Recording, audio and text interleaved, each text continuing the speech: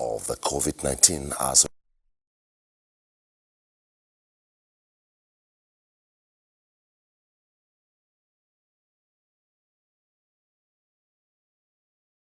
one recorded death. Of the number, Lagos has the highest cases of 29, followed by Abuja with 8 and Ogun State with 3, while Ekiti, Oyo, Bauchi and Edo states all have 1 case each. The federal government, in its commitment to cushion the socio-economic impact of the coronavirus pandemic, has not only approved full closure of the nation's land borders to human traffic for 4 weeks, but placed ban on travels and public gatherings, as well as shut down schools.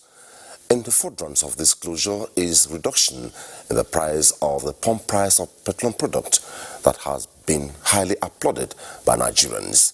This is in addition to palliative measures by the Central Bank of Nigeria, CBN.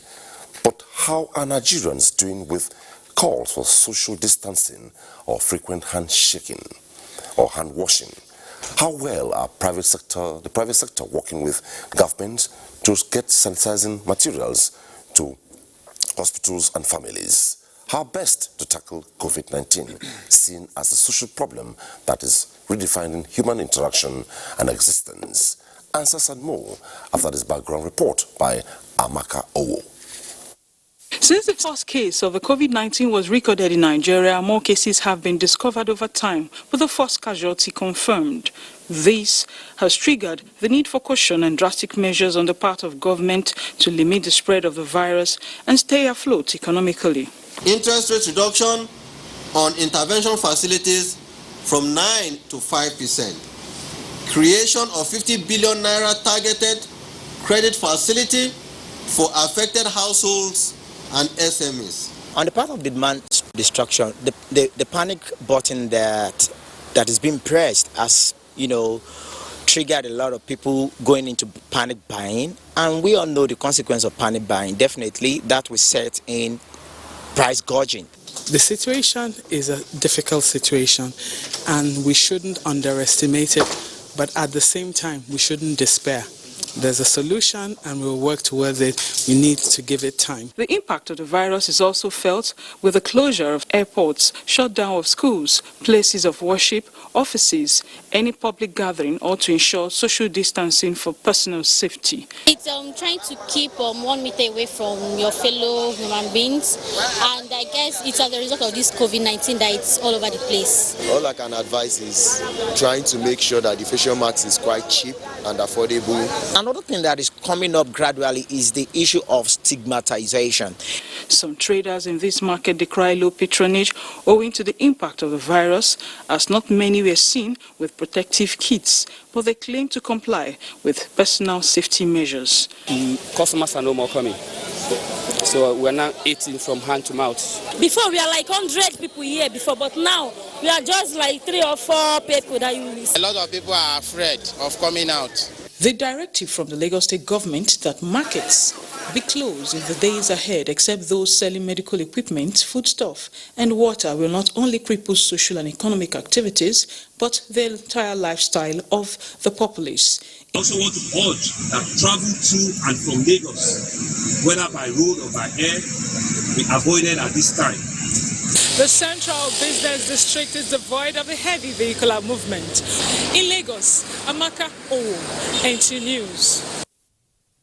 Socio-economic impact of COVID-19. That background by Amaka will set the tone for the takeoff of the program tonight. It's Tuesday Live, and at some point, the lines will be open and you put your calls through, ask your questions and raise concerns, and our team of guests will address them. Also, on our Twitter handle at Tuesday Live NTA, it will be open. Send in your tweets and we shall address them.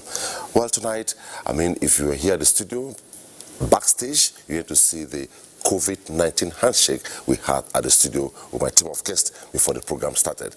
Quickly, my guest tonight, Ajuri Ngalale, Senior Special Assistant to the President on Public Affairs. Thanks for joining us. It's always a privilege to be here. Professor Abdusalami Nasidi, Provost, College of Medical Sciences, University of Africa, Bayelsa State. He was the lead coordinator of the Ebola response of 2014. Welcome, sir. Thank you very much. Dr. Ken Okoha is the National President, National Association of Nigerian Traders, NANS. Welcome to Tuesday Live. Thank you very much. And from our Kanu studio, we have Zakaria Zakari, a sociologist. Good to have you on the program.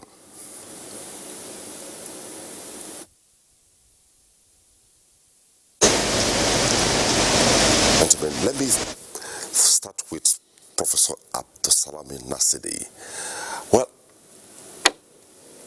2014 is just like today, Ebola response, you are the center of it. Today we are talking about COVID-19, quite overwhelming globally. But coming from where you were to the studio, what's the update? Can we have a feel of what it is? Has it changed? Yeah, the update worldwide is that the infection or the pandemic is increasing. The intensity of transmission is increasing, and the severity of the disease is also, going higher and higher. So the pandemic is not abating, and all countries that are affected, are definitely seeing increasing cases, including Nigeria. Then secondly, what is frightening is number of deaths recorded by some countries on daily basis. Yesterday, I think Italy recorded more than 600 deaths, and Spain today recorded more than 4,000 deaths, 400 deaths, and the US also recorded more than 100 deaths. This is too much for these developed countries. Then the African countries, are also seeing increase in cases, increase in deaths, and but also, most encouraging is that increase in seriousness of the governments to realize that we are really at the verge of a disaster, and their seriousness to face the scourge is increasing daily. Most countries are having their leaders really leading this war. When we had Ebola, each time we hear of a case, the issue of whether to disclose or not to disclose always presents itself. Compared to now, is really having COVID-19 or being affected by the virus a death sentence?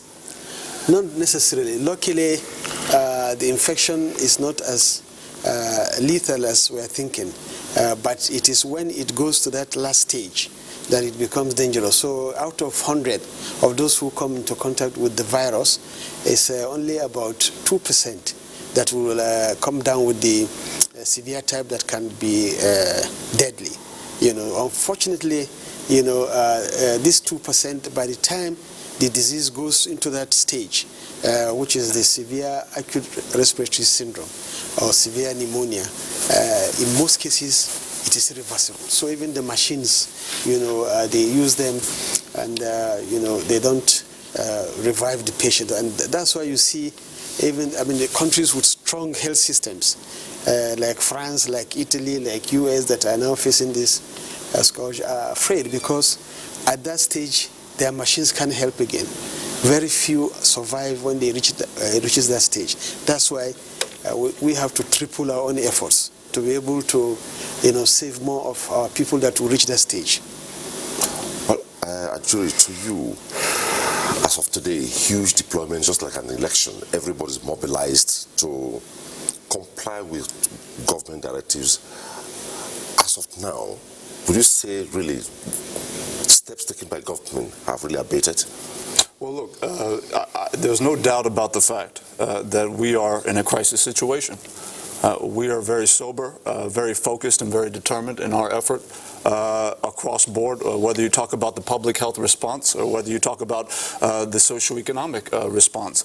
I think what is absolutely clear to everybody is that this is not something that we are going to overcome as a nation if we sit back and watch government fight this virus. The mentality has to be amongst our people that they are co-equal partners in the fight against the outbreak of COVID-19. And that's a message that we've sent out loud and clear. But in terms of the government's core response, I think the rapid nature of how it has come out, and if you look very carefully at the details of each and every response across both of the kind of spheres that I've mentioned, you would see that they're quite meticulous in the way that they were arranged and the way that they are being implemented. And I want to be very precise in what I'm talking about. If you look at what occurred, even in terms of the budget adjustments, obviously we know that the 2020 budget has been downwardly adjusted from about a total value of 10.5 trillion down to about 9.09 trillion naira. You have obviously the 1.5 trillion naira cut, also involving the removal of PMS under recovery to the tune of nearly 500 billion, and then the other cuts coming in at a 20% reduction of the capital expenditure portfolio, and obviously a 25% cut amongst government-owned enterprises, GOEs, including obviously NNPC, FIRS, Customs, NPA, NEMASA, and some of these others. By issuing these mandates to ensure that these government-owned enterprises cut down their internal expenditures, both recurrent, overhead, and capital, we are going to obviously increase the operating surpluses that would be remitted to the Federation account at a time when we are obviously in great need of more revenues. I think if you look also at what is occurring within the National Assembly right now, it's very important to note that on the economic response, it's not just coming from the executive branch.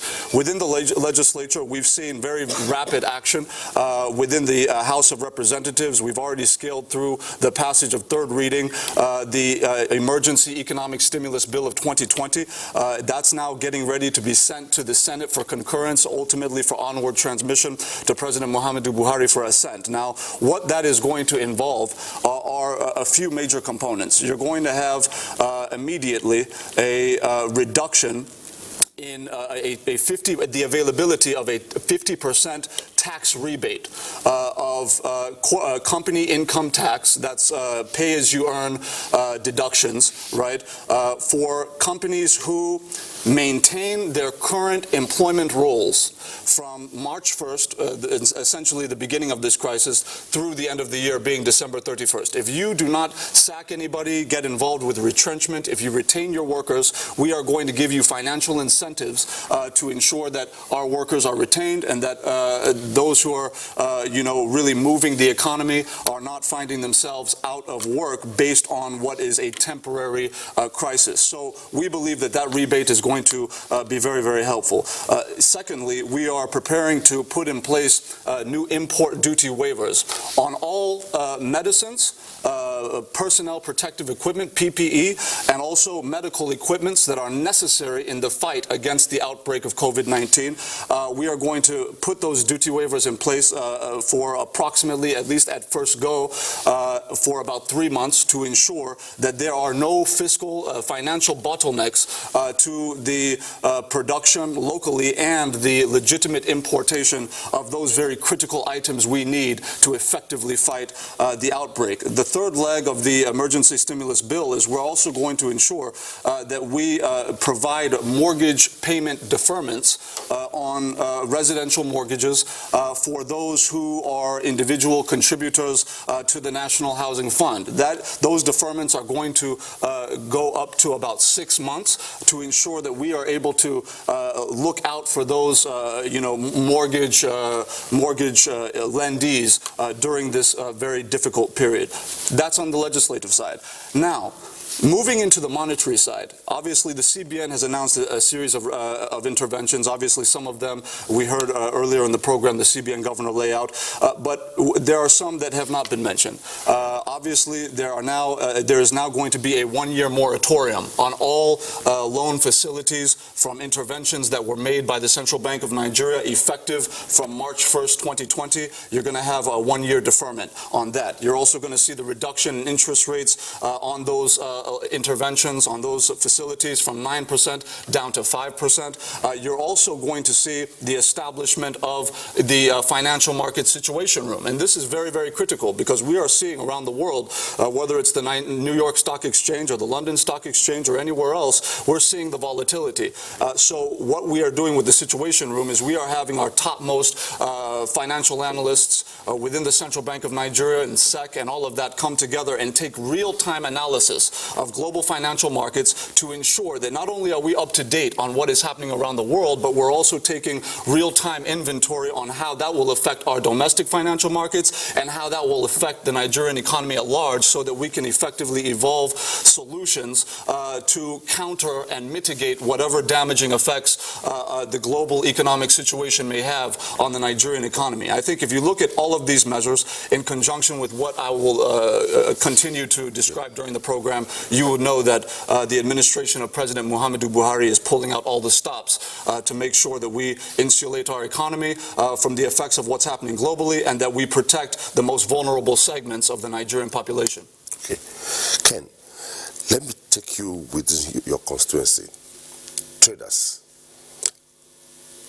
At the onset, it was as though it was maybe trying to abuse human rights, but it is very clear right now that everybody needs to be involved. The world is being rejigged. How did you take this? Well, traders are no superhuman beings. Traders are part and parcel of the entire population, citizenry. And whatever affects the big man at the top affects the lowest at ebb. And of course, when this virus, the news of this virus, pulled off, I think one of the first set of people, in fact, the fastest constituency that really gathered information on this were the traders. You know why? Because these are the people that are traveling on a daily basis to pick their goods from whether it's China or Europe or Americas. These are the people that catapult themselves to bring in goods or to lift goods up to the shores there.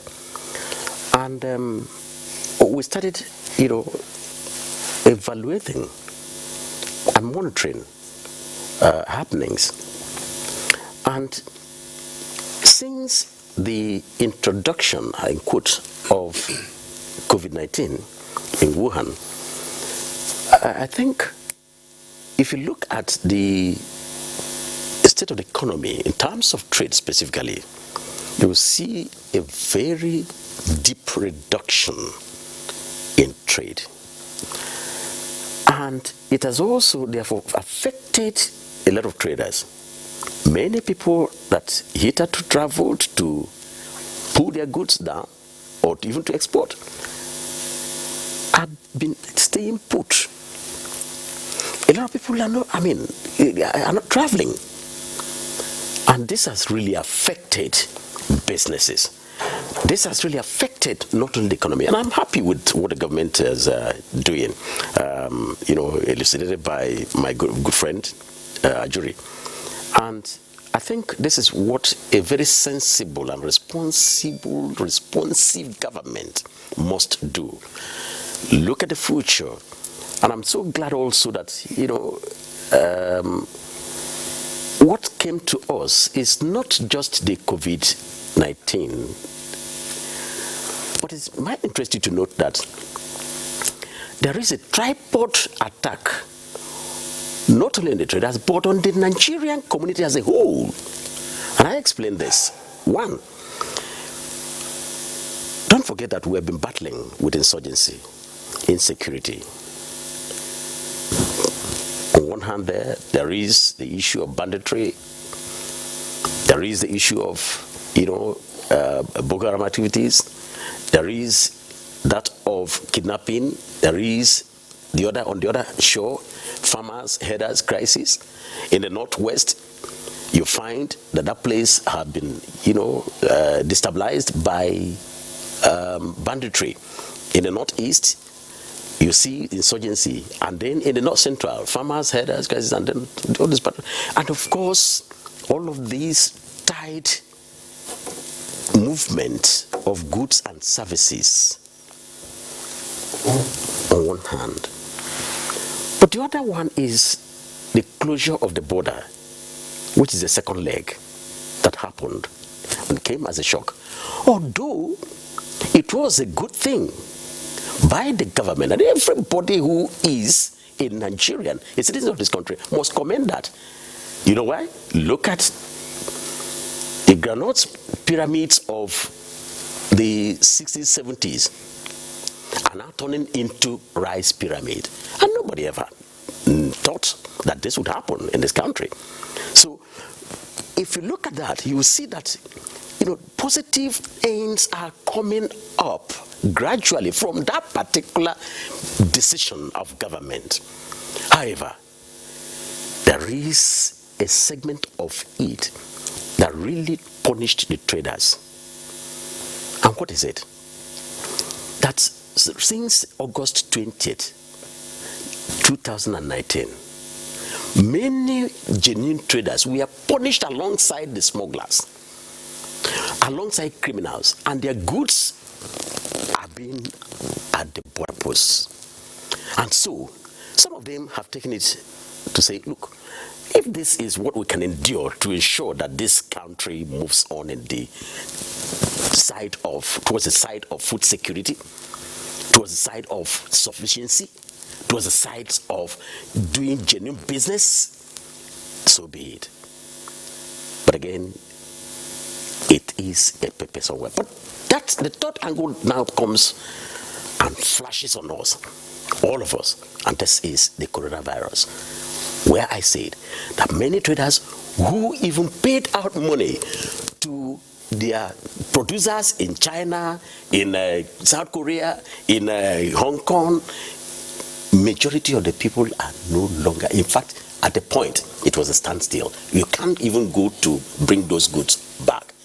Producers over there are also, clamped down. So the world looks like staying put, stagnated. It has serious impacts, not only on the traders, but the entire economy. But good thing is, we had a meeting today, and I was so impressed with the government. The government of this administration called the 5 key private sector organizations in Nigeria to a meeting today. Manufacturers Association of Nigeria, NASIMA, this is Chambers of Commerce, NANS, which is about the traders, NASI, the small-scale industrialist, and NASME. 5 of us met with government today. And it was at the, instant of government calling us, inviting us, how do we tackle this problem? How do we solve this immediate problem? Reaching out to your people, ensuring that they also comply with government directives, number 1. Number 2, how do we also sensitize them so that they can also get out of the problem?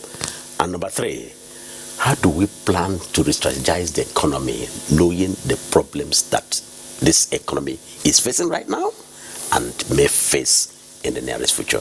And I was so glad that the outcome was fantastic. He just mentioned waiver. We talked about some issues like tax holiday. We talked about issues like sensitizing the traders in the markets so that they will not take it personal. And these are key things to raise a thumb for government. Okay. Thank you. Let's go to Kano. Zakaria, now let's look at the sociology of all this. As a human being, you're used to a particular trend. You clean your face, you do a handshake, a jury is here, Dr. Nasidi is, Professor Nasidi is here, Okoa is here, but right now I'm being restricted. All this, let's look at the sociology. What can you say about it?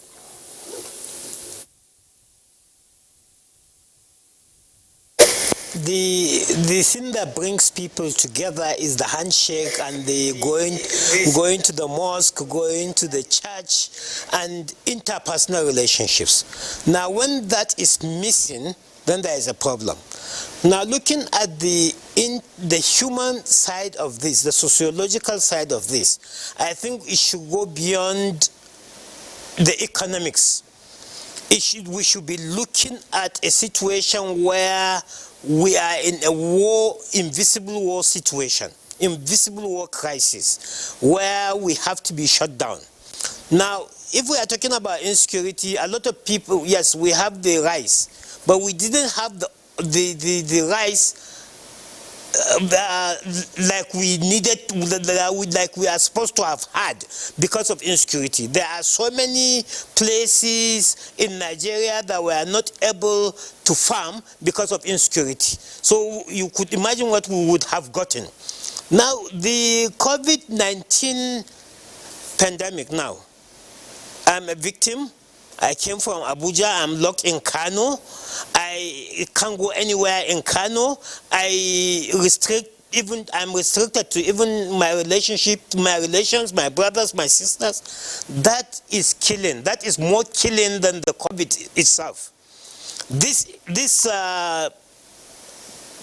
issue of handshake, issue of interaction, issue of association that is limiting is also killing. It may be worse than the COVID-19. So are you saying, as it is now, whatever government said is a way of mitigating and remediating this solution is temporal? What I mean is, how do we manage it as a sociologist?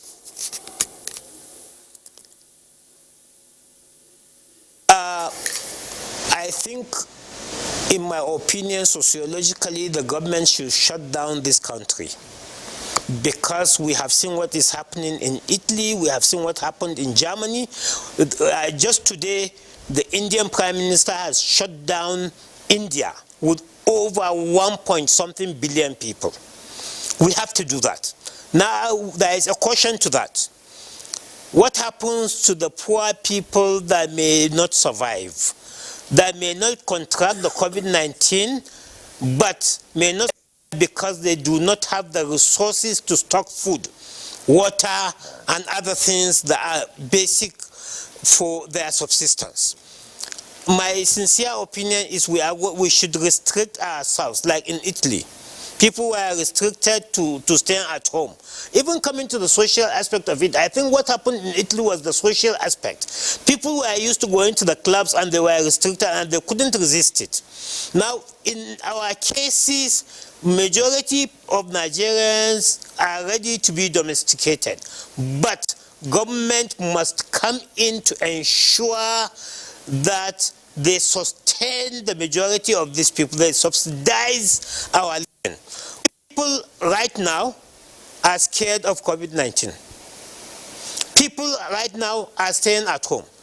But people in Nigeria, majority of Nigerians do not have the resources to sustain themselves in the house. So government must necessarily come in like it has been done in the United States of America. Government subsidized people living at home. Government ensured that, enforced, and Nigeria has to do that. Government enforced that people should remain at home, and government should create some form of interpersonal relationship. I give you an example. Schools are closed. What happens? What's the future of the children?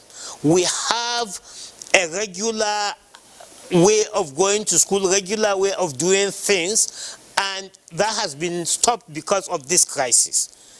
We need to find a way of ensuring that our children that are at home are kept busy to do something, because they are the future leaders of this country. Secondly, the markets are closed, or the markets will be closed. We are going into this crisis headlong because we have seen what happened in advanced countries. If the markets are going to be closed, what provisions do we have for essential services?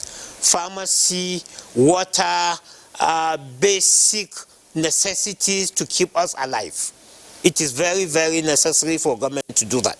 If we are talking about some of the economic theories, some of the things that we said we are going to do, we are going to give loans with low interest rates. I think that is, personally, I think it's not the solution. The solution is that this is the time for government to act and protect and maintain their citizens. It's about health. It's about psychology. It's about social relationships. And we have to all put our hands on deck to ensure that we are alive. It's not only medical. It's not only medical, it's also psychological, because it's interpersonal relationship, it's human relationship. You can imagine staying at home is like being in a prison. And a prisoner is sent to prison because he is punished. So let's look at this reality on ground and ensure that we address the issues as they are. It's not about improving the economy. We are supposed to improve the economy even if this crisis was not here. And that is my take on this. Okay. Thank you, Zachariah. I remember last week when we did part one on this, a tweet came in and it said, at this time, the managers of the economy should forget about the economy, shut down, so that this thing is controlled and we can go back to the economy.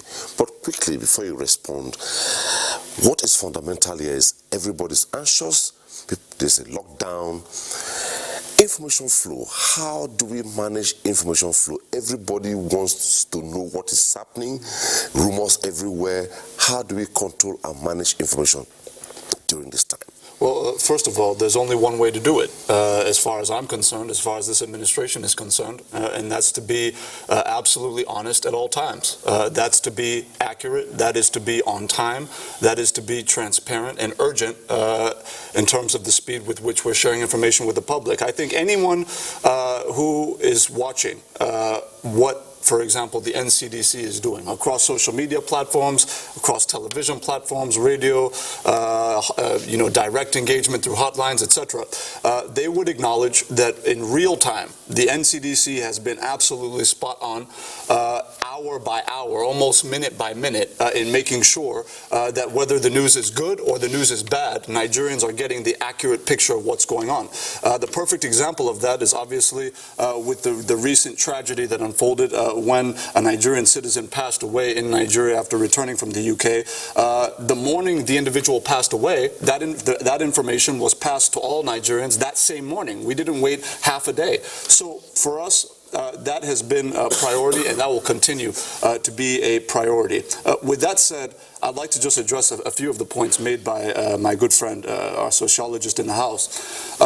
First of all, the idea that we should just follow a trend of another country without appreciating the contextual nuances of what is happening there as opposed to what is happening here, I think is fundamentally flawed.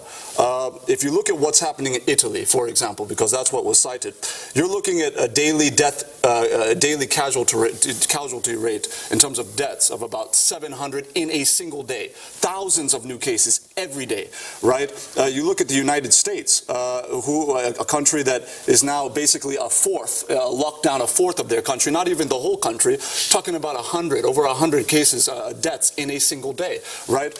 Nigeria still, and by the way, I'm saying this with a full appreciation of the fact that we're not looking for applause, right? This is a very serious moment in our history. It's a crisis. We're sober about this. But the reality is, based on the facts, we have one of the lowest coronavirus infection rates in the world. If you look at nearby South Africa, they have over 550 cases. Right now, we're on 42. Obviously, that will marginally increase as we continue to effectively contact trace. But what we're saying is this. While other nations are at a grave point of having to partake in some of these very radical measures in terms of national lockdown, right?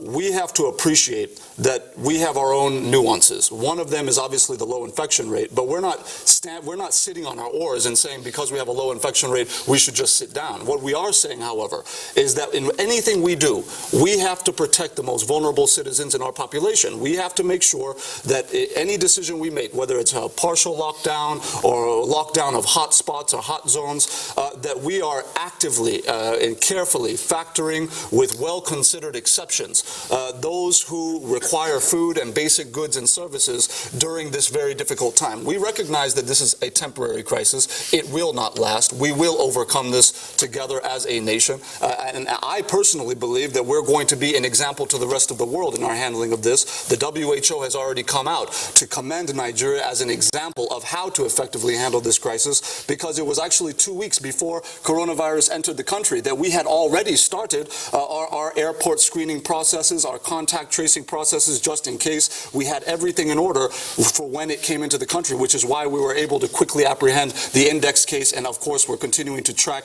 those that have emanated from international travels as we have closed down international civil aviation in the country. If you compare that with these other countries where we're talking about national lockdowns and partial national lockdowns and all of that, you're talking about countries that were not doing airport screening, basic airport screening procedures and contact tracing from until it became a full-blown crisis in their countries. They were simply late. The World Health Organization has said as much publicly, that these countries were actually behind countries like Nigeria, who had set up these processes well in advance. If you recall, even before coronavirus came into the country, Mr. President actively sent a special intervention fund to ensure that we effectively equip our laboratories, effectively equip our quarantine facilities, just in the event that coronavirus came in. And that is why we have the kind of depressed coronavirus infection rates as it relates to the rest of the sub-region, the rest of the continent, and the rest of the world.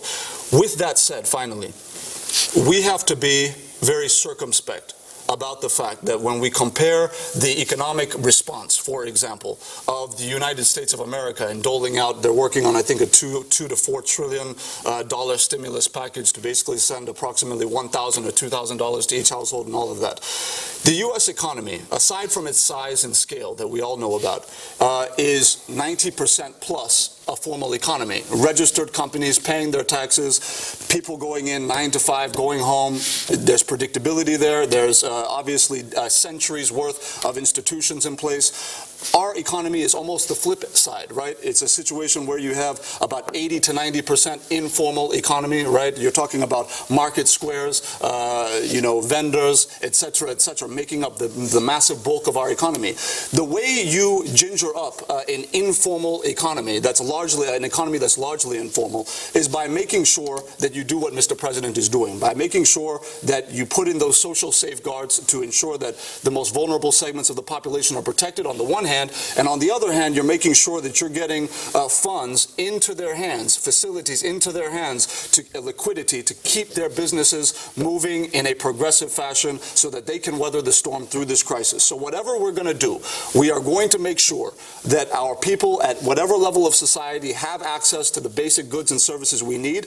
I have been personally appalled at some of the approaches being advocated on television these days from elitists who suggest that somehow we should forget about the most vulnerable segments of our population and we shouldn't care whether they starve, whether they struggle, because we have freezers and refrigerators in our house. I think that's selfish, and fortunately for us, Mr. President stands on that, and he believes that we have to protect the most vulnerable segments of our population no matter what we do in terms of the public health and economic response as we deal with the COVID-19 outbreak.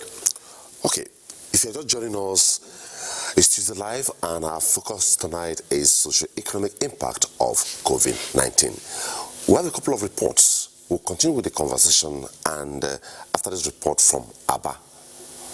Believed to be one of the final destinations for goods imported from China and some European countries, from textiles to leather and other household items, a typical Monday in Aba is always characterized by commercial activities, attracting buyers from different parts of the country and beyond.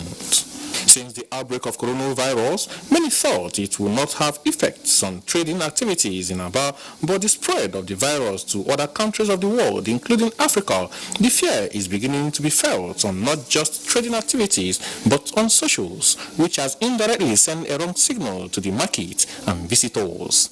A lot of the importations that are done from China, nobody can travel there again. So we are stuck here. Somewhere there is locked up.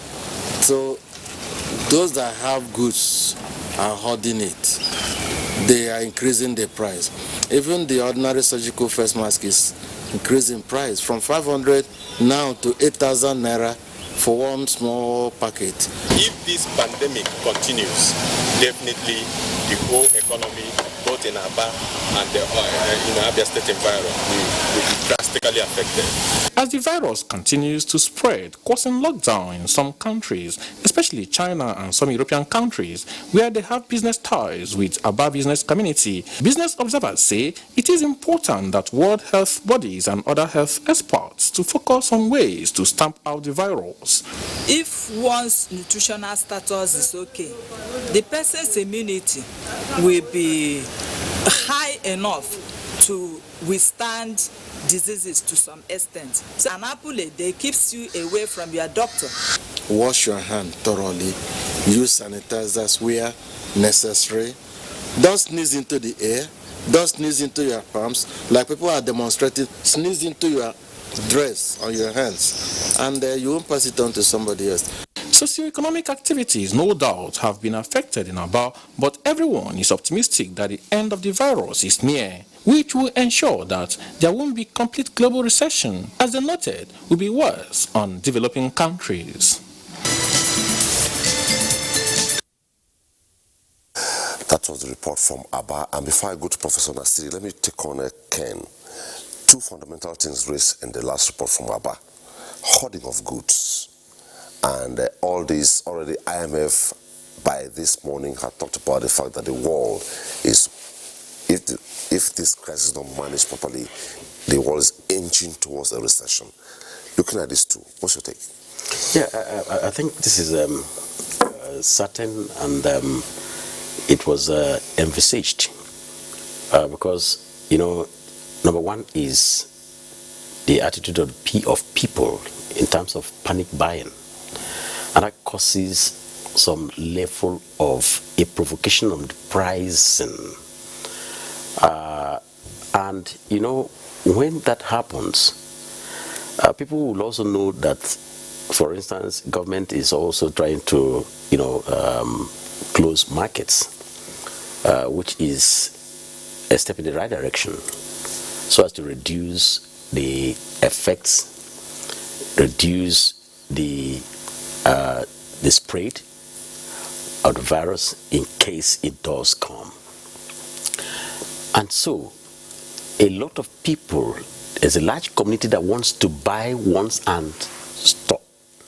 And these traders know that once the markets are closed, they are no longer going to be doing the daily business.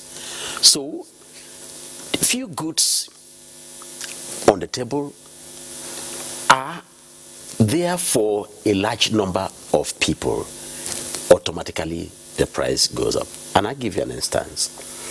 In February, a basket of tomatoes, fresh tomatoes from the farm, was selling for about 2003 to 2006. That's in the normal economics. That's correct. How do you place this with hoarding?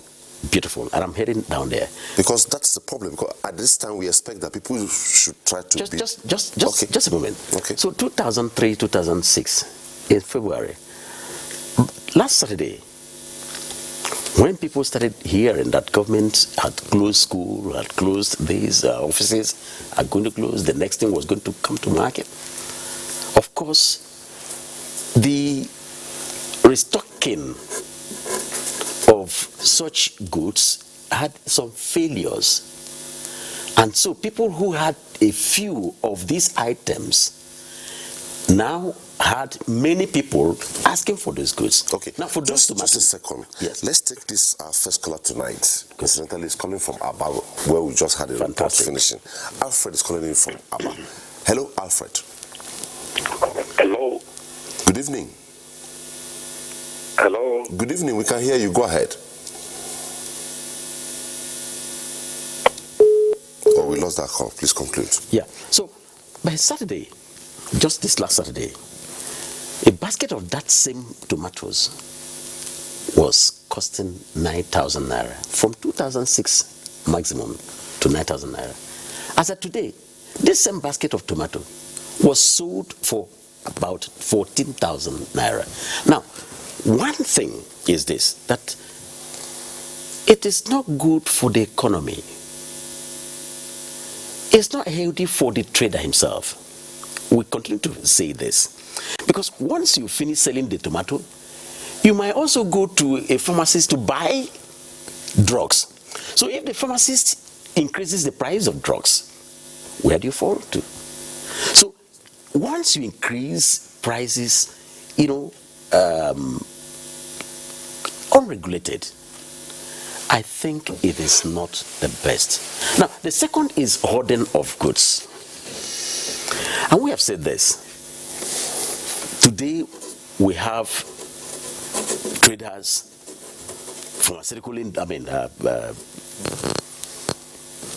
outlets who are hoarding face masks, who are hoarding sanitizers, and sanitizers that were sold for 800 naira. Should that be the case? But let's take this caller from best. Yenegua, Bayelsa State. David is calling from Yenegua. Hello, David. Yes. We can hear you. Go ahead. Yeah, thank you very much. I'm very much impressed. Having listened to your guests in the studio there, I think I just have a very short statement to make here.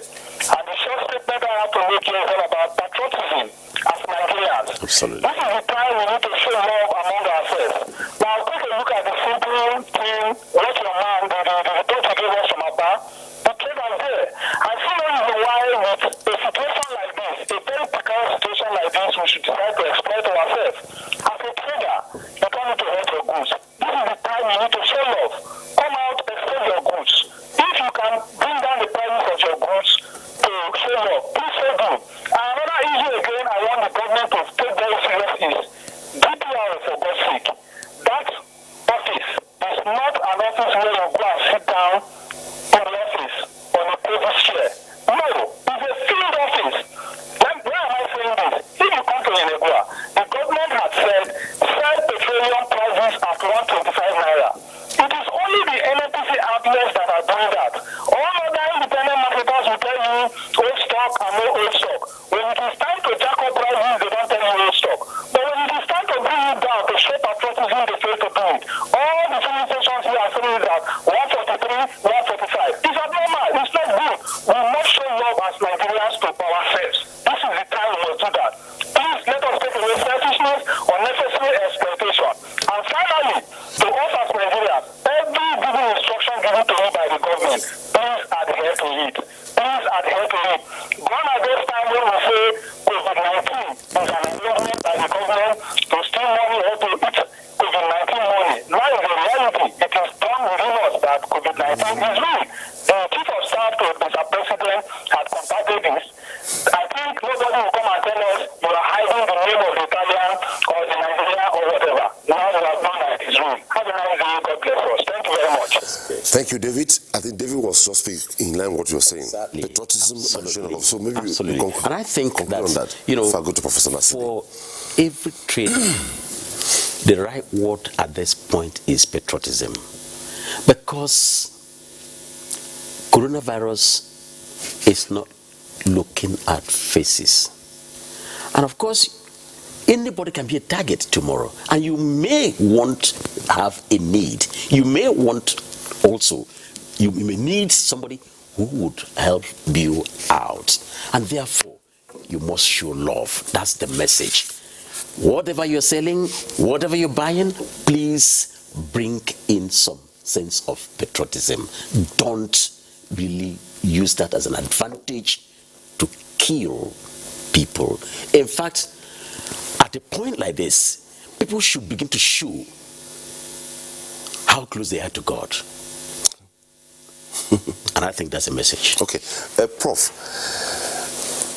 from the index case by the Italian, who incidentally didn't die, became a negative to a point, is even contributing to the success of all this, it's evident that all what we have had in Nigeria came in from outside. Now, given where we are right now, it is very clear that so many things are infiltrating the system in terms of the safeguards, what we should do, what we should not do. Various methods are coming up. The very latest is people even demonstrating how to produce sanitizers.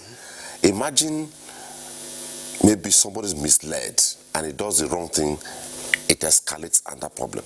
So what should we be doing now in terms of managing where we are, complying with government directives, but sustaining compliance with what the health experts are telling us to do? Well, just to say that conveying the right message is key, and that's what we should all rise in Nigeria to do. The message, first and foremost, have to be defined by a technical group like the NCDC, like the WHO, and those messages are now put in special protocols. Conveying those messages to the masses, has to be by, again, special agencies, like what we are doing now, like the media houses, journalists. They are doing a very good job. The print and the electronic media, they are doing very well. Then you have the National Orientation Agency. They are already packaging the right messages. Most of the time when we talk about these diseases and the messages that go out, we think about the elite, just as he has said. Mr. Ejiro, is it? And Ajuri. Actually, conveying the right message is so important. And if you don't, get it right, people will start doing the wrong thing, and it can amplify the number of cases and even, increase the number of deaths. So then, of course, Ministry of Information and many other, media establishments that, will say what should be done. Then secondly is to have, the communities involved also. For instance, when the Wuhan experience came out, government at the national level did their best, but they now realize that they needed to empower the governments at lower level, and then now sooner than later they also observed that they needed to empower the community, because everything was happening within the community. So now enhancing or empowering the communities to be able to control the spread of this infection within their group is so important. For instance, I'll give a living example. We have estates. So if you have 1 or 2 cases within an estate, and you are waiting for the federal government to come and help, or the state government, you might be missing the point. But if we can empower communities to actually have leaders, have command system, and have structures within where they are listening, it goes a long way. Then the other point is people that are not like free range. Sorry to use this word, like the almajiris, like the houseless or homeless people, the etc. What we call most vulnerable group. How do you reach them? IDPs, they are there, and they have other problems. I think you are the one who was talking about already. We have multiple problems challenging us.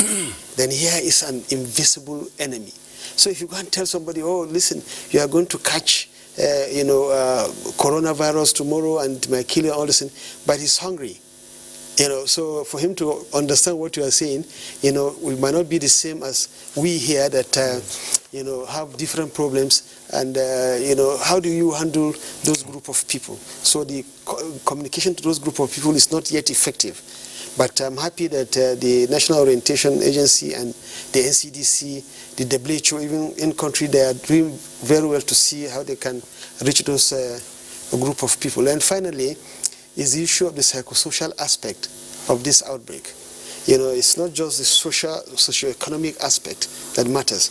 At the end of the day, nobody will, assess your competence and success by the number of naira and kobo that you have saved, by the economic impact that you have mitigated, etc., but by the number of people that have died, the number of people that have the infection. So, all we are doing, everything that has been said here, is towards, protecting the life of Nigerians. Am I right? So how do you get them, to understand that, hey, listen, now the disease where we are today has reached a stage whereby you can't be blaming the government or blaming this thing again.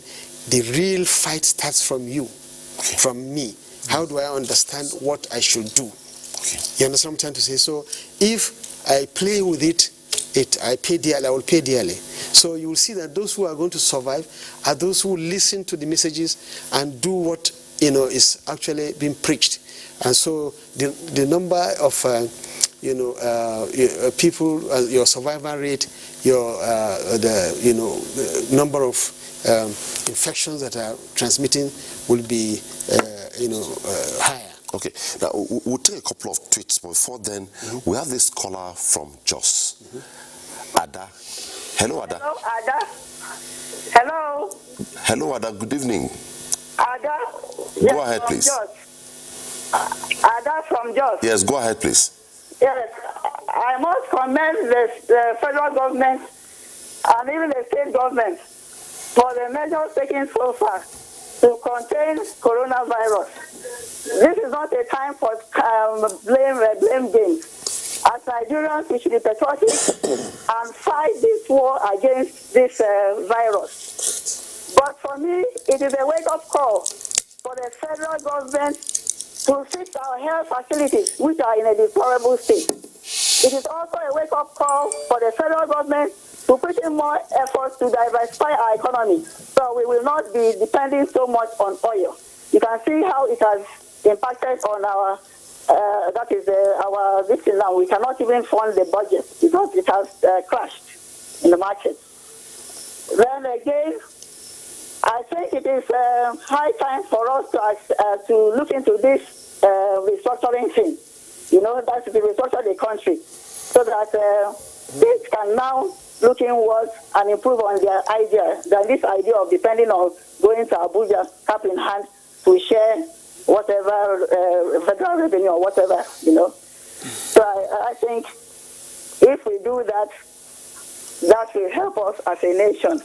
I'm urging my fellow compatriots to please cooperate, listen to all the advice given to us by all the stakeholders, so we don't go the way Italy and South Korea went.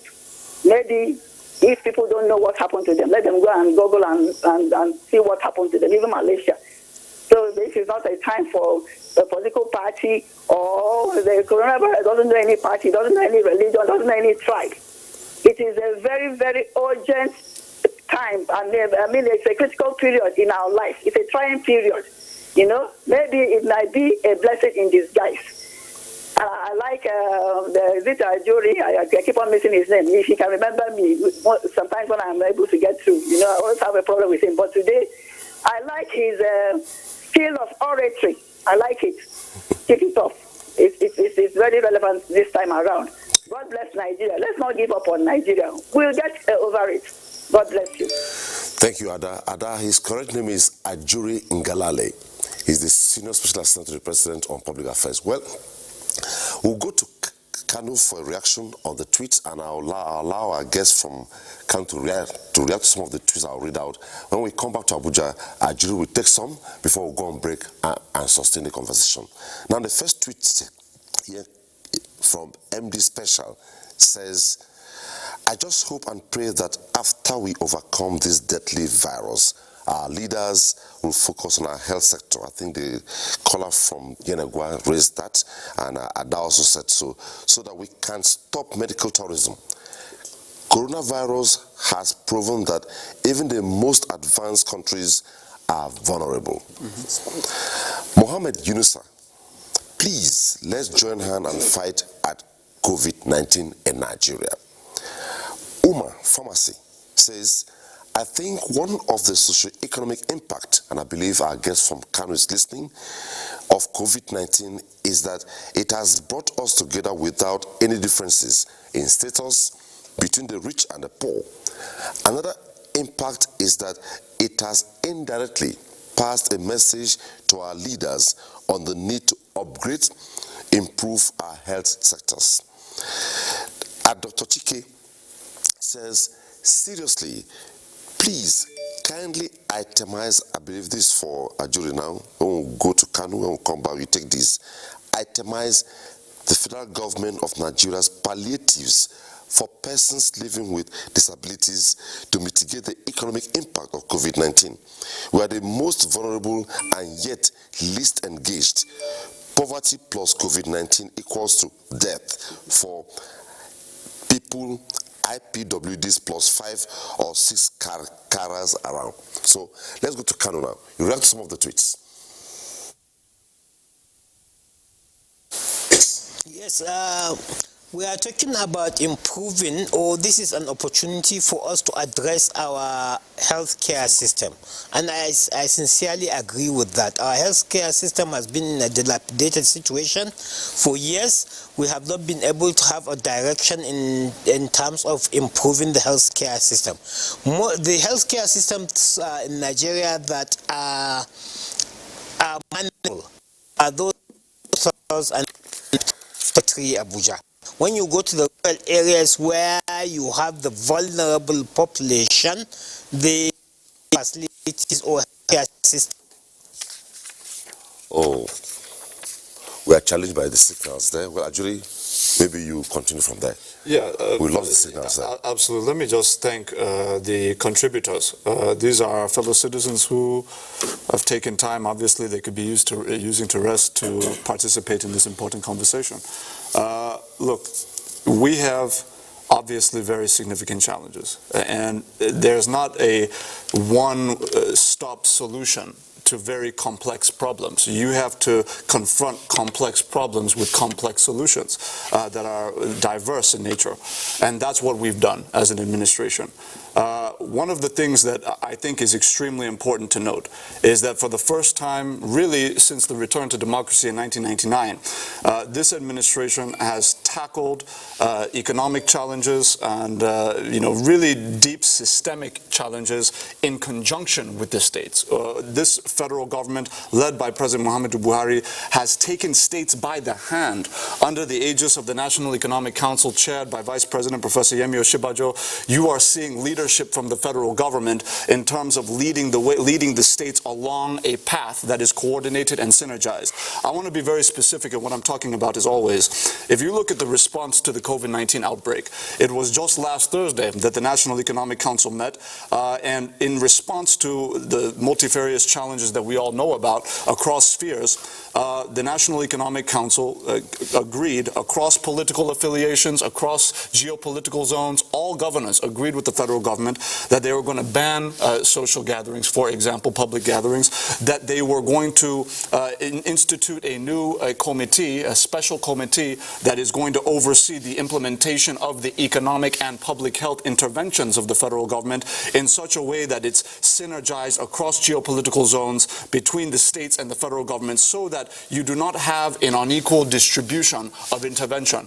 Now you are having a situation where all of our interventions, from soft loans to interventions for research and development and innovation in the public health space, all of these things are now being orchestrated and arranged in such a manner that the states can fully key into federal interventions with state-led institutions. And that's a very important distinction to make, because it has not always been like that. In the past, what you would have is federal government by fiat says this is what we want to do, and they don't even think about how states and local governments are going to factor in and key into those interventions, which obviously leads to a kind of poor implementation of whatever measures the federal government is putting forward. That has now changed. I just want to mention very quickly, a very important intervention that is being made here is within the Central Bank of Nigeria. You have a 1.1 trillion naira fund that is going to include 50 billion naira in soft loans for the nation's small and micro and medium scale enterprises. This is separate from the emergency economic stimulus bill I laid out earlier, separate from some of the other CBN measures I laid out earlier. In addition to the 50 billion in soft loans, you are going to have an unprecedented investment of 100 billion naira in the establishment of new research and development and innovation laboratories across public health institutions all across the country. The reason for that, and it's partly in response to what my sister Ada mentioned when she was talking about the need to invest in the health sector in the country, is we are not looking at this crisis just as an opportunity to defeat this crisis. Yes, we are going to defeat this crisis. We're going to do it together. We're going to do it collectively. But the steps we are taking are also with great and meticulous foresight. We're looking ahead, and we're saying that we need to be better positioned. In the case of another global outbreak of any virus of any kind, we need to make sure that our public health institutions have the infrastructural backbone that can effectively support the human talent that we have always had, so that we can evolve our own testing kits, so that we can evolve our own vaccines in conjunction with technical partners, and really set the pace globally for prevention and cure and all of that across issues that may come up in the future. So when you look at the totality of it and the other 900 billion or so that's being channeled toward agricultural interventions, manufacturing interventions, you would know that the nature of the response, not only is it robust, but it's precise, and it's absolutely directed toward an established end goal. And I think that's very important to note. Okay, if you're just joining us, the program is Tuesday Live, and we're looking at socio-economic impact of COVID-19. We would love the signals from Kano. When the signal is restored, we'll go back to our guest in Kano to conclude on this line of thought. Ken? Yeah, just to add to what Ajuri has said, and I think I'm happy with the inputs from our listeners, especially from Ada, from Jos also. I think this is a wake-up call for us. Perhaps God allowed this to come at a time like this in our history. In 2016, everybody would recall that we had shortfall in oil revenue. And it appears that different tiers of government did not understand how to manage ourselves at that time. We never got the lesson. Prudence we thought was coming up flew away. And today, what we have is that nobody started thinking about economic restructuring. And everybody was always hammering on diversification. And that language came into our tongues and stayed like, a chorus. However, I want to see, with what is happening now, a National Assembly that will be thinking of the veracity and the feasibility of having 109 members. And I'm going to be very, direct here. 109 members and 364 members at the lower house. We need to start thinking of such economic restructuring. I'm not talking about political. We need to begin to rethink now of a National Assembly who would be looking at, constituency projects in the face of declining revenue, and at the same time purchasing SUVs from outside the country when we have innocents here within. I need to be very frank.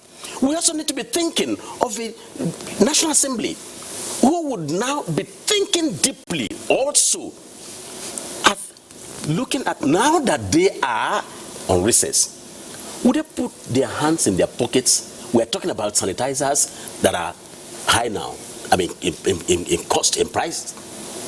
We're talking about face masks.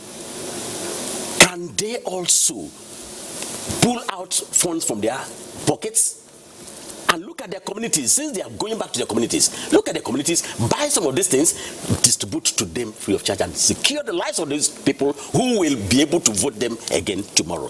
These are the things that we want to look You're looking only at the National Assembly, man. I'm starting from there. I'm just the entire Nigeria. I am starting from there. Okay. And I think that, look, what we need more to do now is that the state governors also would begin to think that, rethink.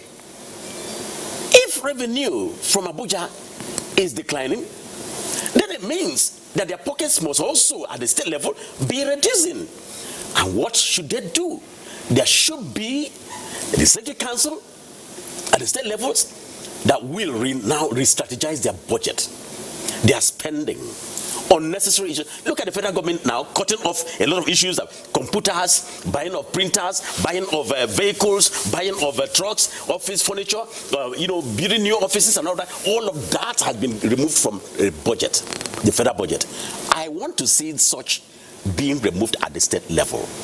I want to see also that the state governors are reducing their convoys. I want to see a situation where the state governors also begin to reduce the number of people who are with them as special assistants, and all of this. We need to have such reduction so that we can now work with what we have and impact positively on the economy. When we come back from break, we shall be looking at some of the tweets and the calls centered on this should be a lesson to us. This is not the time for blame game, but how do we reject the health sector so that in event of this kind of a development, we fall back in Nigeria. When Ebola came up, I remember vividly, President Obama said, if you don't check it at the source, it will affect us here. Now, COVID-19 is here. Those Nigerians who are even in the US and other climes are not even staying there, they are running back to Nigeria. Meaning, if you don't fix it here, you can't solve it out there. That will be after the break. The program, once again, is Tuesday Live, and we're looking at the socio-economic impact of COVID-19. When we return, stay with us.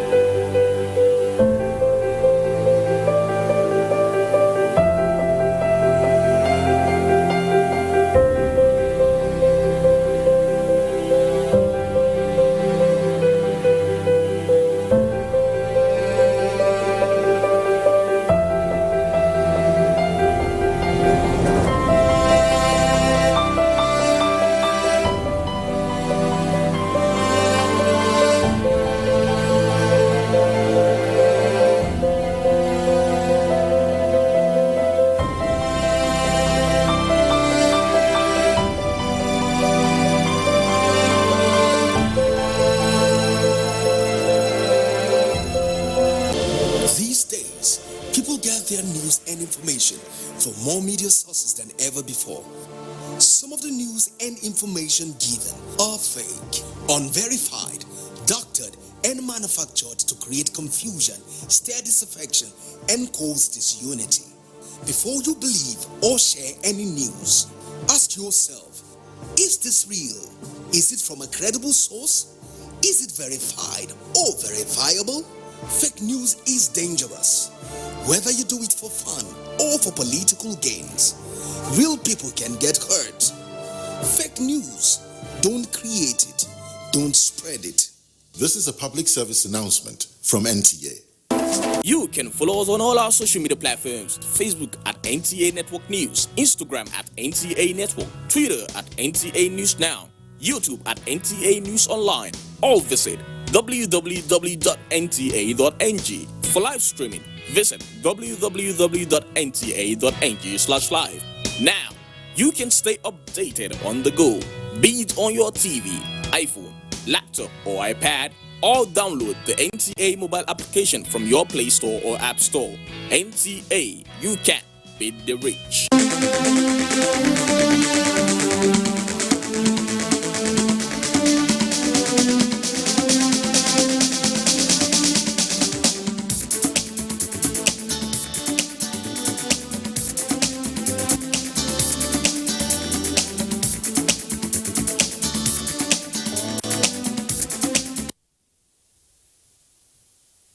Thanks for staying tuned. Before we went on break, we have to look at reactions and response to our viewers and tweets on the need to reject the health sector in the event of all this. But before then, we lost the signal from Kano. The signal is back. We have to go back to Kano for our guest to conclude on his line of thought. But let me add this tweet to him. It's coming from Obayuwana. It says, I think the federal government should ban interstate movements in Nigeria now. I think this will reduce the further spread of COVID-19. The ban of social gathering is isn't enough. Zakaria. So my take on the tweets revolves around that this is the wake-up call and this is a learning for Nigeria to re-strategize and address the healthcare system.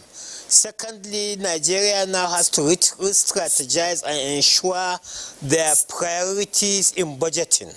So that budgets should address priorities of Nigeria, a certain percentage budget to health. This is a wake-up call that Nigerians have been suffering in silence in terms of health systems. And the issue we have right now is an issue of, if this thing escalates to the rural or to the downtrodden population, is going to be a big crisis. So that is my call. Secondly, we have to take into consideration, if we are talking about the cost of certain goods in the market that we think are high, or the question of certain caliber of people going to help in buying sanitizers. We need to communicate. We need we need to mobilize. We need to sensitize the Nigerians. I think what we are doing on this show is not enough. The government should, as a matter of, maybe National Orientation Agency, should, as a matter of urgency, try to sensitize the public that do not have an opportunity, the public that do not have the electricity to watch this kind of program, on the dangers of this invisible menace. So that is my summary on the tweets. Okay, back here, Prof, maybe you need to respond to that too, because the question now is, this thing has happened, rather than find succor where you are, you're running back home. Back home, the health sector, as much as government is doing what it can to mitigate the challenge, is still not enough. After now, if we abandon the health sector, where do we head to? Linked to the economic side of it, Ken has also engaged with the fact that governors need to think out of the box, so we don't hear cases of we can't afford to pay salaries. What are we doing to ensure that even when this happens, after now, everything is put in shape? Well, actually, one of the most important aspects of all we have been saying is how effective will the health sector respond, to this challenge. It's a huge challenge that comes out to test health systems of countries. So you can see this outbreak came and tested the health system in China, and they woke up, the infrastructure, the facilities they have on ground responded, and they managed to flatten the curve, what they say, the flattening the curve. If you don't, the curve will be continuing, and then you have more cases and deaths. Secondly, it moved to Europe. Actually, before the outbreak, this COVID-19 outbreak, if you see the list of countries that have best health systems in the world, it's France, Italy, Sweden, mostly Scandinavian countries, not China, not US and all this thing. But now, the virus came in and knocked off those very strong health systems. What has happened? Now, if you come, to our continent and maybe other developing countries where the health system is really, really weak, not just to respond to the outbreak of COVID-19, but to even provide the basic health systems. So we learned from the mistakes of other countries, and also learned a lot from what we gained from the Ebola outbreak. And before then, we started saying Nigeria needs to strengthen its health system. We started bringing out, how to do this. We started doing it. And one of what we did was to establish the Nigerian Center for Disease Control. We'll get to that. Yeah. Nigerian Center for Disease Control. Yeah. Let's take this caller from Benue. Emeka. From Lagos, I beg your pardon. Hello, Emeka. Yeah, good evening. I'm calling from Lagos. Go ahead, Emeka, we can hear you. Can you turn down the volume of the television set, please? The reason why I'm calling is... Emeka, please, can you turn down the volume of your television set? Yeah, the reason why I'm calling is... I had a viewer that said that Nigeria, the government needs to take care of the people. And that is the reason why it's very, very obvious that the government has to take care of the people, because we are talking about making the allowing people putting it in air for people to know. What of the people that are not even eating, and they shut down everything, and the people that are not even can not be able to do, and they said they enter business, enter market. Before they eat, and you are shutting everything down. How would they manage? You kill them before the outbreak comes. You already kill them. The government should make a provision for the less privileged. They should make provision for the less privileged. That's what I'm trying to contribute. It's very, very important. It's very, very important. They should make a provision before any other thing. If not, that people will die before the problem got to them. People will die. Let government have a pity to the people that they are governing. Even the hand glove or the sanitizing, the government supposed to give it to people. Bring it out. If they are holding it, we are not seeing it to get. It's very costly. Teaching will spread everywhere if government is not putting eye there.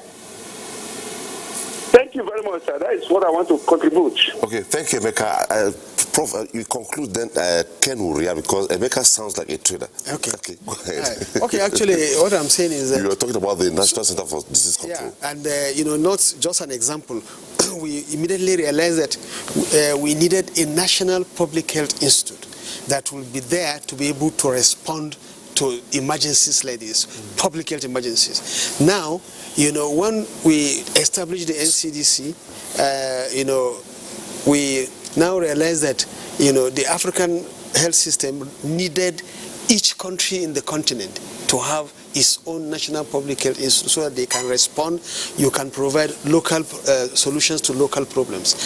Before the advent of NCDC and the other national public health institutes we helped to establish within the West African region and subsequently the entire African region, was when this type of emergencies happen, we wait for the Western world to send experts to come and help us. We lose 2, 3, 4 weeks and so on. So now, through the NCDC, ECOWAS quickly responded. So Nigeria did very well using this National Public Health Institute to fight Ebola. So please come and help us establish our own so we have regional, ECOWAS and CDC, which is working. They have a response team. Everybody is there to listen. Then the African Union came and also called us to come and help establish. So we improved. Virtually all African countries now have their national public health institutes. And then, it comes to, how do you strengthen if you respond to the outbreak and then you have the patients? What do you do if you cannot actually use your system to save most of those who have come, with the disease? Like we are the situation we are now. We have done well from the public health point of view, but from the treatment point of view, we are very weak. For instance, the isolation centers, how many, respirators do we have? How many, even oxygen cylinders do we have? How many masks in the country today? How many, centers do we have the manpower to this? So, for instance, you go to Guaguala, is it Guaguala isolation center? So we have to be honest with ourselves. We've done very well. The country has done very well. But, to handle severe acute respiratory syndrome, if any of them come down with it, we don't have enough, respirator. We don't have what it takes, to really, save life, to save those who are in distress. So these are the weaknesses that we should now start addressing quickly. To conclude, if you look 2 weeks back, where the U.S. was, everything is there. Oh, we can handle it, everything. But now when the reality came, more patients started coming, more cases started coming. The system was tested. Oh, we need more respirators. We don't have enough. We need more masks. Oh, we don't. So you can imagine if the most developed country in the world is suffering from that, how are we going to be this? So we shouldn't allow. We had about 2-3 weeks of windows of opportunity, to do what we have to do, not to be in the situation they are today. So we have to really intensify what we need to do to be able to handle the elite, all of the ones that if they have, they can go to Gwagwalada and others. And at the same time, we should be able to also have, a system that can handle the most vulnerable. You understand what I'm trying to say? Yeah. Who, they say, oh, if you are sick, call this to come and meet you in the house, and so on and so forth. How many of them have telephone? Wash your hand under running tap. How many have running tap? Yeah, so these are the things that, we should, start addressing, to be able to reach everybody, including the most vulnerable. Okay, please, before we forget, can quickly respond to Emeka's reaction from Lagos before I go to Katsina to take a report, please. Thank you very much. I think you raised a fundamental thing. Very important. Emeka, if you're listening, I think I share your concerns. However, we have looked at the level of poverty that's pervading, especially among the informal sector. And by the way, over 90% of Nigerians depend on their daily activities for a living. Yes. And if that's the case, closing up places like markets where this population depend on is not an easy thing. It's not an easy decision also for government. However, weighing this against coronavirus, which is an epidemic already, which can spread and get everybody down, what you would want to choose is the lesser evil. And the lesser evil was based on negotiations that we have had with government. The best option is, let's close shop for some time. Retrieve, pull back, and see what happens, and see how government manages the situation. But in the midst of this also, government has been able to, I'm not speaking for government, I think Ajuri would say that. Government has also been able to come up with some palliatives. Knowing what will happen, look at the fuel price reduction from 145 to 125 is part of it. Look at the issue of interest rate reduction from 9% to 5%, as demonstrated by CBN, is part of it. Look at the 50 billion loan facility that has been created by CBN, and it is non-collateral. And of course, I am using the opportunity to also talk to our traders. Anywhere you are, farmers, anywhere you are entitled to access this fund. It is non-collateral. And today at the meeting we held with government, I started also negotiating a few other things. For instance, tax holidays for people that pay income tax, even for rents in the markets for shops. We discovered that majority of the shops in the markets are owned by civil servants, owned by governments, and of course it's a very huge revelation. And we felt that government should also come in so that that can be reduced. More so, we're talking about fast-tracking the congestion of the ports, using this opportunity where shops are going to be closed, markets are closed. Then let there be a fast decongestion of the ports so that when goods are coming in, it will not take the trader, the importer, such huge time and resources to clear. The next is looking at waivers also for importation of certain items that traders bring in, and then consideration of removal of bank charges, at least for this period. And I discussed this with the Central Bank today. How can they reduce, bank charges, or in fact, remove entirely bank charges for maybe 1 or 2 months before, they can call that back? These are things that are doable and things that can be serving as palliatives to these traders, so that you can go home and stay. Life is more important than whatsoever. Thank you. can be part of this conversation through our phone lines are closed now, but our Twitter handle is still open at Tuesday Live NTA. When we return, the senior special assistant to the president to react to a few issues raised, but after this report from Katsina.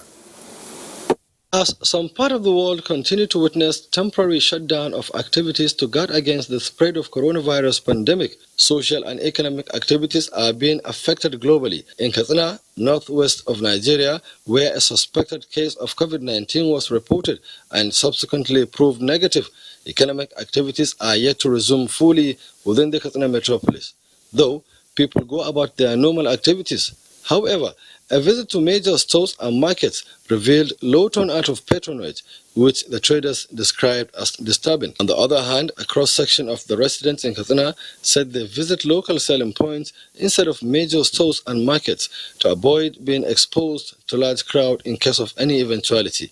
However, the booming business activities currently in Katsina is that of the hand wash and sanitizers, as most of the cosmetic and pharmaceutical stores are out of the stock due to high demand. With the devastating effect of COVID-19 on both global and local economies, Dr. Abdulsalam Abubakar of the Faculty of Management Sciences, Umar Musa Eredwa University, Katsina, said the reduced spending will be larger than the disruption of supply chain. He therefore called for vigorous diversification policies and implementation of various economic strategies to stimulate Nigeria's economy against any misfortune as a result of COVID-19.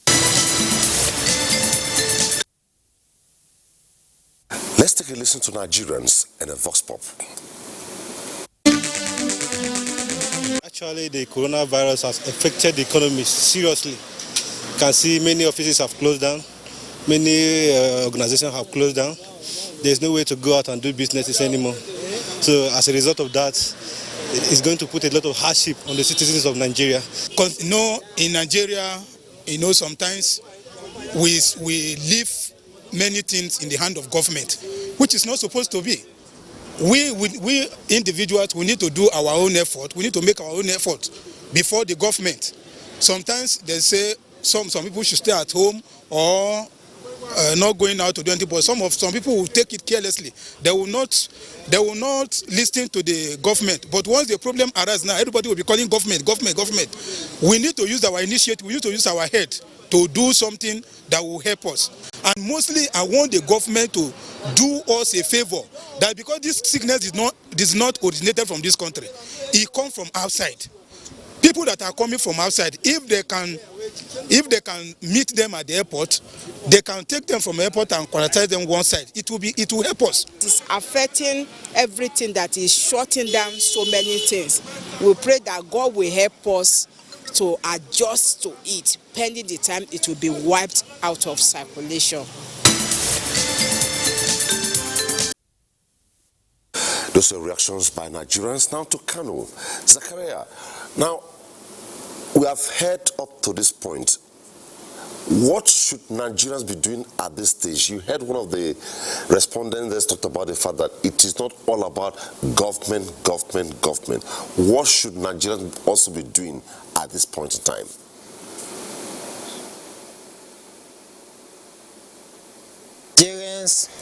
Nigerians should start talking to themselves. That is first and foremost. We should start talking to ourselves. We should assist government in sensitizing the public on the dangers of coronavirus and the danger it has to the economy. Secondly, Nigerians should be more proactive. We should help each other. We should help each other in the sense that not everybody can afford the sanitizers. Not everybody can afford to use soap to wash his hands. I think this is the time for Nigerians to be very charitable and help themselves. Thirdly, Nigerians should help the government to strategize. We should call on the government, or we should help the government to improve on the health facilities. We should work with the government, side by side the government. We are not talking about the federal government alone. You have the local governments, you have the state governments, you have each local government, each state government, and the federal government have their kind of power over the health facilities.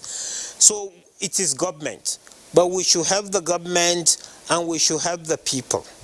I think the elites, I think I will call on the elites that this is the time for us to rally around the people to ensure that we educate the people on the dangers and to ensure some form of interpersonal relationship without actually shaking hands. But we should talk to ourselves. It's very important. We should educate ourselves. Thank you so much. At this point, Zachary, a sociologist, he joined us from Kano. It was nice having you on Tuesday Live tonight. Thank you. Thank you so much. Now back in Abuja to Ajuri, but let me read a couple of tweets that you have to react to, and starting with Wiyep. Wiyep said, the aftermath and ripple effect of this challenge is what government and individuals must be prepared for.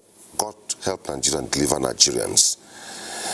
At Ken Robert, I appreciate the awareness created by government and the NTA.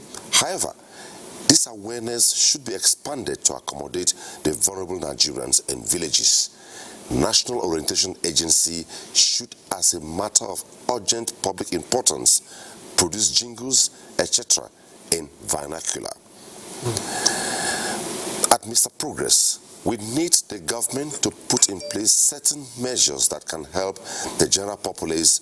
We need government to provide basic things like the nose mask, sanitizers, make available task force to help in the control of high prices of foods now, and enforce instruction from government. I think Ken will react to that eventually.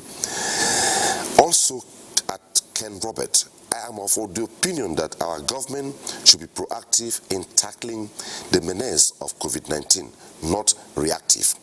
Nigerians must stay safe. Considering the lockdown is not bad, but what will be the effect on the poor Nigerians who constitute over 80% of the country's population? And last on this series is at Misty. Please, I suggest drivers and other domestic workers who come from their homes to work for their employers should stay home. My take, this should be declared nationwide because in Lagos, most non-resident domestic workers, especially drivers, are still working. Okay. Thank you very much for so the last tweet is quite a strong tweet. Yes, you know, look, you know, this is really what it comes down to. In everything, there's going to be a lot of conversation in the country about how government would deal potentially, because it has not yet happened, and none of us know whether it would happen, would deal with the potential of what is being referred to as a lockdown. What I do know, and what I would like to affirm, hopefully conclusively tonight, is that President Muhammadu Buhari will never allow for a situation in which the most vulnerable segments of our population would be at threat of starvation, would be at threat of neglect of any form in terms of the crisis response in particular, in that context in particular. It's not possible. He will not. This is a president that was elected as a champion for social justice, a champion of the masses, and he continues to be so. So that's just the reality. So the idea of government locking down all markets at the same time and just leaving the poorest of our population to their fate, it really doesn't matter what any analyst on television is saying about that. What matters is what the president does, and I can say very certainly that the president will never allow for a situation for that kind of thing to happen. The next thing I want to just say is, I think a lot of times we look at, you know, what is happening and we forget about what is not happening, right, naturally. yes, we've talked a lot about the future-looking interventions. You know, in the short term, you're looking at obviously the import duty waivers on those medical necessities to deal with this outbreak, and over the long term, you're looking at the financial incentives that we're giving to pharmaceutical companies to start, manufacturing plants in Nigeria to produce drugs in Nigeria. All of those things are happening at the same time. We're looking at now and we're looking at later. What is not really being discussed enough in the national conversation around the response to COVID-19 is comparing the current situation of the oil price crash, right, to the oil price crash of 2014. A lot of people have forgotten. There's this tendency for short memory in the country. In 2014, what happened? We had a situation where overnight the oil price crashed from essentially $100 per barrel down to about $30 per barrel, give or take. Give or take, yeah, 28, even less. Now, what was the result? Immediately, because we were importing pretty much everything we could possibly import. In fact, we were looking for what to import. We were giving dollars to Nigerian parents to send their kids to London to go to university. We were doing all of that, just spending dollars anyhow, right? We're importing toothpicks. $3 billion worth of rice annually, fish, dairy, sugar, you name it, we're importing it. Now, when the oil price crashed, immediately, what happened? Public service workers, civil servants across the country, even at the federal level, were not being paid their salaries. Why? Because there was shock, and we were essentially caught with our pants down. The excess crude account had been depleted from about $50 billion in 2011 down to about $2 billion when the previous administration left office. So you didn't have that buffer. And then the foreign reserves, which were about $68 billion left behind by President Olusegun Obasanjo, were depleted down to about $27 billion by the time the last administration left office. That gave birth to a scenario in which the administration could not effectively support the value of the currency because there were no buffers. All of them had been spent for what we don't know because the infrastructure is not on ground. So now, the situation now is obviously very different. The same oil price crash has occurred, but obviously our own is from 60 down to about 30. But what you now have is salaries of workers and pensions are still being paid as at when due. That has not been cut or stopped or delayed in any way, and it will not be. We have seen just a 20% cut in the capital expenditure portfolio of the 2020 budget. In 2014, my brother, if you recall, there was almost an immediate cessation of all capital expenditure in the country. The budget of the entire Federal Ministry of Works and Housing was 14 billion naira, and that is the one on paper. That's not even we're not even talking about whether that 14 billion naira was actually cash backed, right? Whether it was released. So we are funding our budget, the capital, to the tune of 80% of it, directed at infrastructure. That's roads, bridges, airports, seaports, power plants, dams. That is not going to stop. And we're maintaining our salary payments, and we're taking advantage of all of these we're bringing out all of these other interventions. So I think the difference is clear. And I just wanted to be very, very clear to our viewers this evening that the difference is accounted for by the 5 years of President Muhammadu Buhari diligently diversifying our economy away from oil and gas into agriculture. And so people have asked me, I really need to make this clear. Some people have asked me, why is it that our economy is still 90% dependent on oil and gas exports, right, in terms of export earnings? When you say, government says that you have diversified the economy, how does that work? I want to explain it very quickly. You start from being an import-dependent economy, which we were essentially in 2015, right? The second level of that is you now substitute the imports with local production.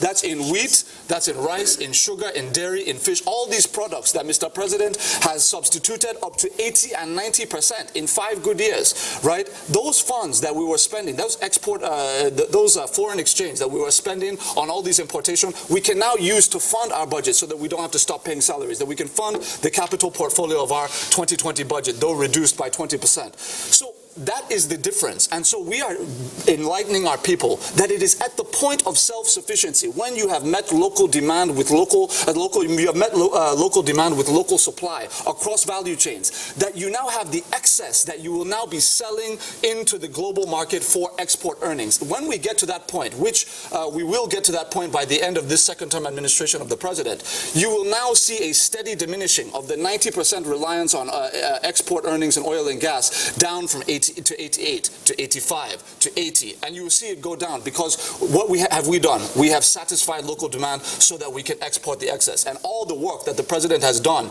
is now showing up now in ways that are not really appreciated, because people have forgotten how bad it could be, and they're not really appreciating how good we now have it as a result of those adjustments made by the president. Okay. Ken, someone in a tweet talked about the issue of regulating prices at this time. I think so that people don't go wild. No, this is not possible. Regulating price is not possible in such crisis situation which we have in our hands now. And moreover, our laws do not allow for that. We have a competition law now which is an anti-monopoly law. And therefore, you do not come to regulate the pricing of any commodity by any person. But I also think that it's important to make one point here. One of the tweets that you read, talked about, people talking about government cannot do everything. And I totally align myself with that. Okay. And one other footnote I must drop at that point is that we should come to a point now where we realize that every individual, every organization, every society in this country has a role to play in this particular, condition that we found ourselves. Essentially, the churches, I want to see the churches now come up. We are not talking about government again. The churches are not paying taxes. And the poor people have been paying from their pockets into the pockets of the churches. Okay, now it is time to see churches also who can come around and say, we are going to give to the society, to the poor, to this poor man who is living his means of livelihood and going home to sit down. And many homes will not have money to buy food. Therefore, the churches can put their hands in their pockets now. Organizations also can follow suit. And so that whatever poverty that will be coming up from, the consequences of the virus can also be mitigated, not only by government, but in a holistic manner by all and sundry. The second point is that, we talked about governors. I don't have any problem with any governor. But I also think that they also need to know now that the excess crude account, they have shared everything. Almost everything is gone. And with the depleted revenue now, nobody will come to the federal government to ask for bailout. Therefore, internally generated revenue should be a thing they need to think deeply at. More so, we also need to look at the states where we have several markets now. The role, I want to see state governments, I want to see local government administrators that will begin to sensitize the traders, sensitize the communities, print handbills in pidgin language, in Hausa, in Yoruba, in Igbo, in many of the languages that we have here, and distribute, circulate around. Use jingles, radio jingles. Publicize this. Let people be careful.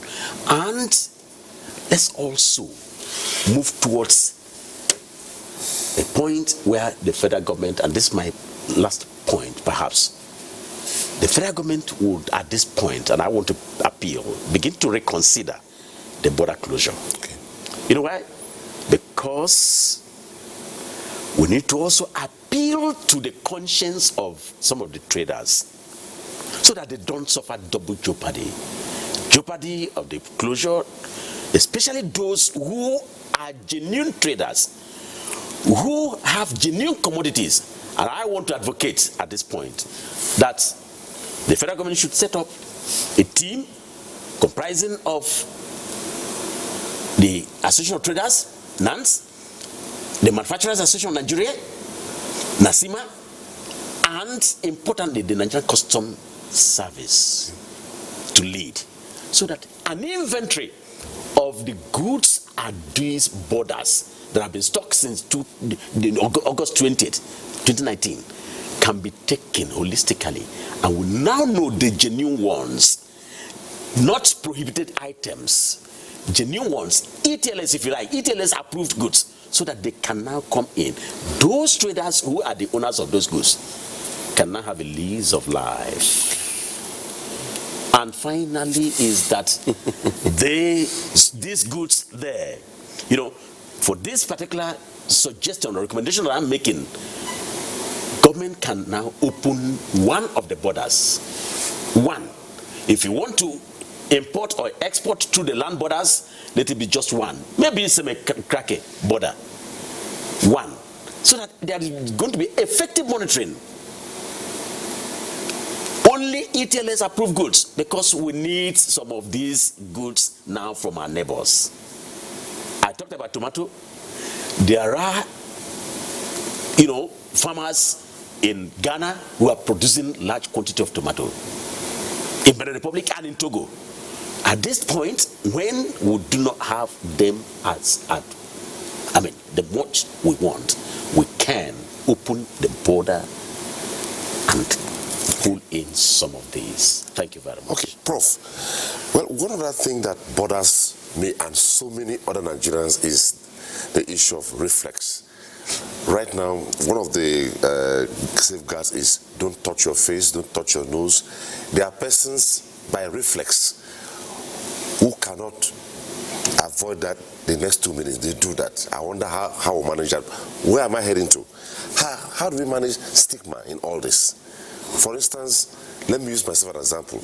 I am coronavirus infected, and I've been isolated, and at the end I've been tested. I tested negative. How do we manage people who have tested negative after all this? Because stigma is very fundamental here. You are absolutely right. First and foremost about reflex. In fact, the reflex begins when I come and I tell you, if you do this and you touch your face, let's say I touch the table now, and I scratch my face, or I touch my nose, or I clean my eyes, I could infect myself. Quite difficult. So it now makes you to become more sensitive to it. Even if you're not doing before, you see naturally you are touching your face, you are touching those areas you are not supposed to touch.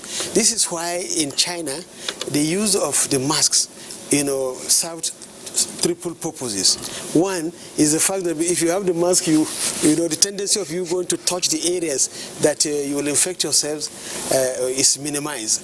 For instance, the areas in your face that if you touch, you could transplant the infection, your mouth, your nose, especially those who like to scratch their noses, and then those who like to press. It's a habit. It's a habit. So now these habits can vanish if you now see the impact of the disease. When people start becoming more and more sick, when they start seeing people dying, nobody will tell you to put your hands in your pocket. So that is that about that reflex. The last issue of stigma, it is not just at the level of who has the disease or doesn't have the disease.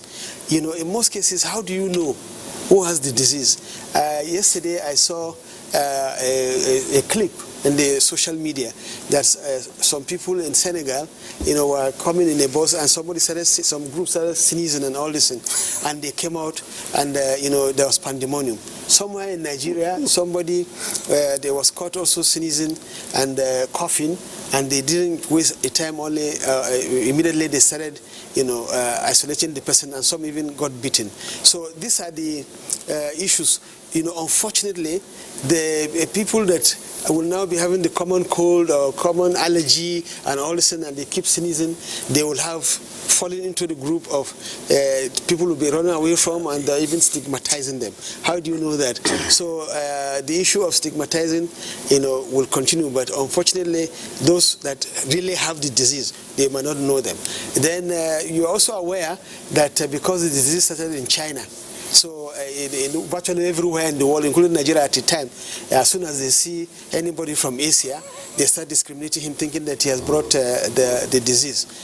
But that's not what it is. And then the one that we're mostly afraid of is those who have other comorbidities like HIV/AIDS that are already being stigmatized, that are already immune compromised, you know, and the people know about them and all this. So what happens to them if they now, you know, have this virus again? So that is why our strategy, you know, to get people to respond, you know, individually to this disease must start, you know, by telling people that, you know, there's no need to discriminate against these people. Thank you so much at this point, Prof. Yes. I must say it's been a long night. Ken Okowa, President, National Association of Nigerian Traders. It was nice having you on the program tonight. Thank you very much. And Professor Abdul Salami Nasidi, from Ebola to COVID-19. Provost, College of Medical Sciences, University of Africa, Bayelsa State.